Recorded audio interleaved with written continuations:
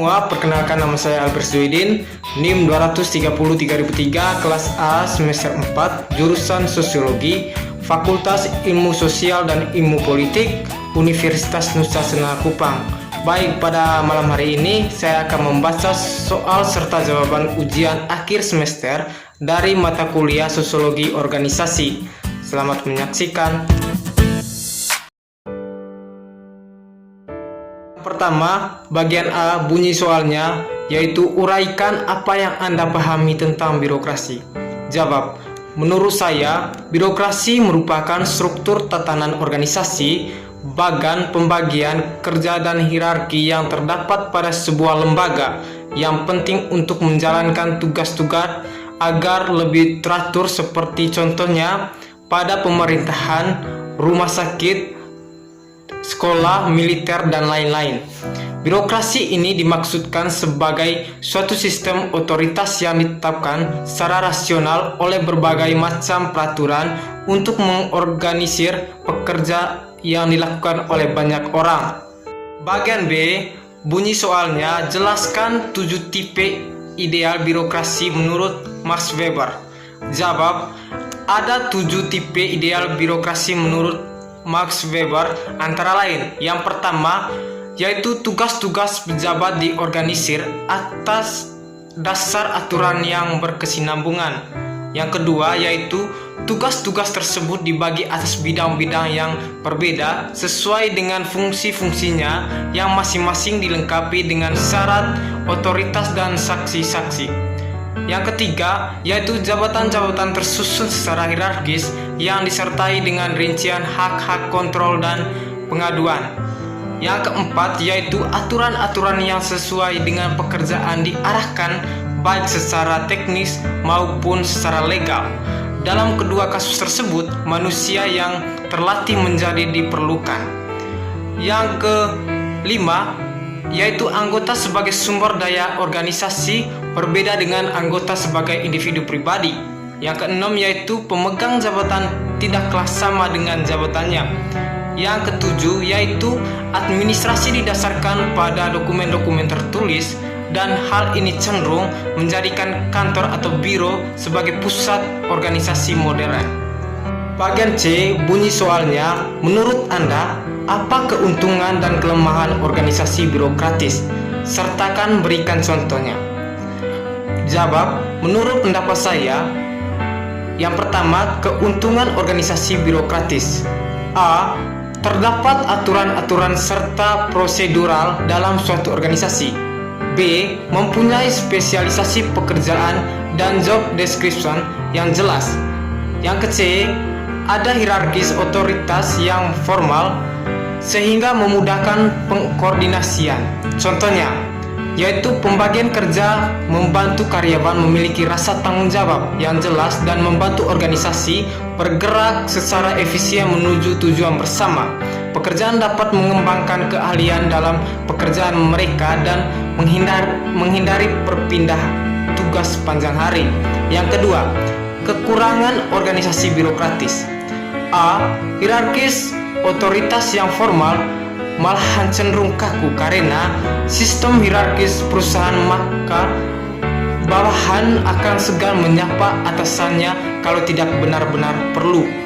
Yang B, aturan dan kontrol yang terlalu rinci menyebabkan impersonality atau merupakan unsur-unsur kemanusiaan, tidak ada antusiasme maupun keceriaan dalam organisasi karena segala sesuatunya sudah diatur sedemikian rupa.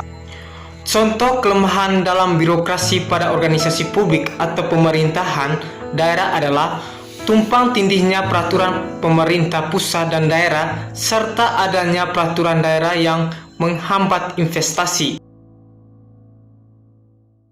Yang kedua, bagian A, bunyi soalnya adalah faktor apa saja yang menyebabkan munculnya patologi birokrasi? Jawab, patologi birokrasi muncul dikarenakan hubungan antar variabel pada struktur birokrasi yang terlalu berlebihan, seperti rantai hierarki panjang, spesialisasi, formalisasi, dan kinerja birokrasi yang tidak linear. Faktor penyebab lain dari patologi birokrasi menurut J.W. Scroll tahun 1984 antara lain, yang pertama yaitu kekurangan administrator yang cakap, yang kedua yaitu besarnya jumlah aparat birokrasi, yang ketiga yaitu luasnya tugas pemerintahan, yang keempat yaitu anasir tradisional atau nepotisme, patrimonial, dan hierarkis, yang kelima yaitu sentralisasi dan besarnya kekuasaan birokrasi. Bagian B, bunyi soalnya, berikan contoh-contoh patologi dalam birokrasi. Jawab, patologi yang timbul karena tindakan para anggota birokrasi yang melanggar norma-norma hukum dan peraturan perundang-undangan yang berlaku. Contohnya, penggemukan biaya, penerima sogokan, ketidakjujuran, korupsi, tindakan kriminal, penipuan, kleptokrasi, kontrafiktif, sabotase, tata buku tidak benar, dan pencurian. Bagian C, bunyi soalnya, bagaimana solusi yang Anda tawarkan dalam patologi tersebut? Jawab, solusi yang tepat menurut saya yaitu yang pertama, perlu adanya reformasi administrasi yang global. Yang kedua, pembentukan kekuatan hukum dan perundang-undangan yang jelas. Yang ketiga, dengan cara menciptakan sistem akuntabilitas dan transparansi. Yang keempat, penerapan e-government. Ketiga, bagian A, bunyi soalnya, apa yang dimaksud dengan komunikasi organisasi? Jawab, komunikasi organisasi merupakan bentuk pertukaran pesan antara unit-unit komunikasi yang berada di dalam suatu organisasi. Bagian B, bunyi soalnya, uraikan aliran dalam komunikasi organisasi beserta pola lainnya yang digunakan untuk memecahkan masalah dalam komunikasi organisasi. Jawab, umumnya organisasi formal menggunakan proses komunikasi berurutan untuk menghimpun dan menyebarkan informasi. Selain demikian, penulis juga membahas pola khusus dalam aliran informasi yang berkembang dari kontak antara persona yang teratur dan cara rutin pengiriman dan penerimaan pesan. Adapun penjelasan bisa dipahami dalam uraian di bawah ini. Yang pertama, yaitu pola roda. Pola roda adalah komunikasi yang berlangsung bergerak mengarahkan seluruh informasi kepada individu yang menduduki posisi sentral. Posisi ini menerima dan menyampaikan informasi yang disediakan oleh anggota organisasi dan memecahkan masalah dengan sarana dan persetujuan anggota lainnya. Yang kedua yaitu pola lingkaran. Pola lingkaran yaitu semua anggota berkomunikasi dengan lainnya hanya melalui satu jenis arah penyampaian pesan. Ia hanya bisa menerima dan menyampaikan pesan pada satu jenis sistem saja, tidak dapat berhubungan dengan semua anggota organisasi. Bagian C, bunyi soalnya, jelaskan arah aliran komunikasi organisasi beserta contohnya.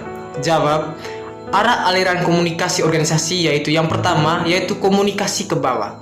Komunikasi ke bawah adalah informasi yang mengalir dari jabatan berotoritas lebih tinggi atau atasan kepada mereka yang berotoritas lebih rendah atau pegawai, biasanya berupa tugas, perintah, ataupun instruksi. Contohnya, perintah dari kepala sekolah ke guru dan instruksi presiden kepada menterinya. Yang kedua yaitu komunikasi ke atas. Komunikasi dalam organisasi merupakan jenis informasi yang mengalir dari tingkat yang lebih rendah atau bawahan ke tingkat yang lebih tinggi atau atasan. Contohnya, laporan kegiatan kepada atasan. Yang ketiga, yaitu komunikasi horizontal. Komunikasi horizontal merupakan komunikasi yang terjadi antara dua orang atau lebih yang posisinya setara. Dalam sebuah organisasi, komunikasi horizontal terdiri dari penyampaian informasi di antara rekan sejawat dalam sebuah unit kerja yang sama. Contohnya, obrolan antara teman satu sejawat dan diskusi antara teman untuk mengerjakan tugas. Yang keempat yaitu komunikasi lintas saluran. Komunikasi lintas saluran adalah aliran informasi sesama rekan sejawat yang melewati batas fungsional dengan individu yang tidak diduduki posisi atas maupun bawahan mereka. Contohnya, bagian HRD yaitu komunikasi informal, pribadi atau selentingan. Biasanya informasi informal muncul bukan dari sumber-sumber yang bersifat formal. Informasi informal tersebut muncul justru karena jarang terjadi atau dilakukan komunikasi formal dalam sebuah organisasi. Contohnya, gosip antar pegawai.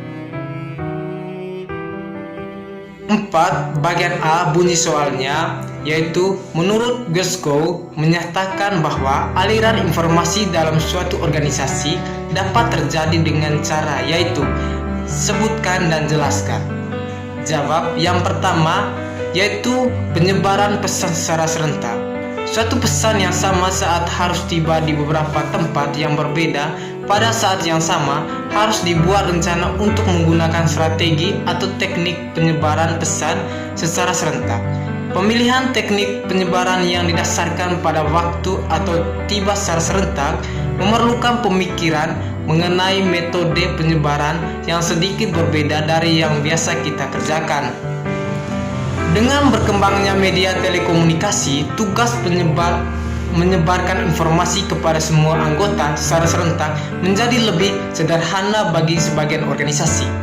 Dengan berkembangnya sistem kabel dan telepon yang lebih canggih dirangkaikan dengan video, semua organisasi dapat berhubungan secara visual dan vokal antara satu dengan yang lain sambil tetap berada di tempat kerja masing-masing. Penyebaran pesan secara serentak mungkin suatu cara yang lebih umum, lebih efektif, dan lebih efisien daripada cara lainnya untuk melancarkan aliran informasi dalam suatu organisasi. Yang kedua, yaitu penyebaran pesan secara berurutan. Penyebaran pesan secara berurutan memperlihatkan pola siapa berbicara kepada siapa. Penyebaran tersebut mempunyai suatu pola sebagai salah satu ciri terpentingnya. Bila pesan disebarkan secara berurutan, penyebaran informasi berlangsung dalam waktu yang tidak beraturan. Jadi, informasi tersebut tiba di tempat yang berbeda dan pada waktu yang berbeda pula. Individu cenderung menyadari adanya informasi yang pada waktu yang berlainan. Karena adanya perbedaan dalam menyadari informasi tersebut, mungkin timbul masalah dalam koordinasi. Adanya keterlambatan dalam penyebaran informasi akan menyebabkan informasi sulit digunakan untuk membuat keputusan karena ada orang yang belum memperoleh informasi. Bila jumlah orang yang harus diberi informasi cukup banyak, proses berurutan memerlukan waktu yang lebih lama lagi untuk menyampaikan informasi kepada mereka. Selain itu, kebenaran atau kecermatan informasi akan terganggu sebagai akibat dari interpretasi dan reproduksi pesan yang berlangsung dalam menyampaikan pesan secara berurutan. 5. Bagian A bunyi soalnya, jelaskan bagaimana kaitan antara kekuasaan dan wewenang. Jawab, kewenangan memiliki kaitan yang erat dengan kekuasaan. Kewenangan merupakan kekuasaan yang memiliki keabsahan atau legitimate power, sedangkan kekuasaan tidak selalu memiliki keabsahan. Kewenangan bersifat dinamis, oleh karena itu kewenangan dapat berubah-ubah sesuai dari sudut pandang pengakuan masyarakat. Yang ke B, bunyi soalnya, jelaskan bagaimana pandangan ilmu sosiologi terhadap kekuasaan dan wewenang. Jawab, menurut ilmu sosiologi, kekuasaan dan wewenang adalah gejala kemasyarakatan yang memiliki sifat yang umum di mana pada kehidupan masyarakat, gejala-gejala ini akan selalu timbul pada setiap aktivitas manusia. Adanya kekuasaan tergantung dari hubungan antara yang berkuasa dengan yang dikuasai. Bagian C, bunyi soalnya, jelaskan akibat atau pengaruh kalau seorang pemimpin terlalu lama memegang kekuasaan. Jawab, menurut pendapat saya, seseorang yang terlalu lama memegang kekuasaan berpotensi menjadi absolut atau diktator. Hal ini terlihat dari periodisasi masa kepemimpinan mantan presiden kedua Indonesia yaitu Soeharto yang menjabat selama 32 tahun dan terbilang sangat lama. Hal ini berimplikasi pada kesengsaraan rakyat karena kesewenang-wenang masa kepemerintahannya. Contohnya, pembatasan pers dan penghilangan mahasiswa yang melakukan kritik terhadap pemerintah. Kediktatoran seperti inilah yang kemudian menuai kontroversi dari masyarakat, terutama kalangan mahasiswa dan kaum intelek lainnya. Menurut saya, seseorang yang memegang atau mengemban kekuasaan terlalu lama akan berpotensi pada kediktatoran penguasa. Yang kedua, bunyi soalnya, jelaskan 3 macam wewenang yang dikemukakan oleh Max Weber. Jawab, Max Weber, seorang sosiolog dan filsuf, menggolongkan wewenang ke dalam 3 tipe, yaitu karismatik, tradisional, dan legal rasional. Baik, saya akan menjelaskan satu persatu. Yang pertama, yaitu wewenang karismatik. Wewenang karismatik menunjuk kepada seorang individu yang memiliki sifat-sifat tertentu yang membuatnya menjadi seorang pemimpin yang luar biasa. Pemimpin jenis ini bukan hanya memiliki kemampuan hebat, tetapi juga memiliki kekuatan karisma yang superior dalam memimpin orang-orang di bawah dia. Yang kedua, yaitu wewenang tradisional. Wewenang tradisional mengindikasikan keberadaan dari kepribadian yang dominan. Pemimpin jenis ini adalah seseorang yang bergantung kepada tradisi yang telah mapan. Walaupun pemimpin ini adalah juga kepribadian yang dominan, orde yang berlaku di masyarakat memberinya mandat untuk memerintah. Yang ketiga, yaitu wewenang legal rasional. Wewenang legal rasional adalah jenis wewenang yang mendasarkan dirinya pada hukum yang terdefinisikan secara jelas. Kepatuhan dari orang-orang bukan didasarkan pada kapasitas dari pemimpin itu sendiri, tapi pada legitimasi dan kompetisi yang dianugerahkan oleh prosedur dan hukum kepada orang yang memiliki wewenang tersebut.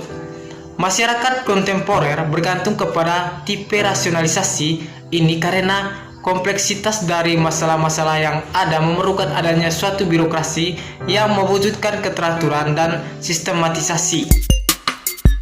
Baik teman-teman, itu tadi soal dan jawaban ujian akhir semester dari mata kuliah Sosiologi Organisasi. Semoga bermanfaat bagi teman-teman semua. Terima kasih.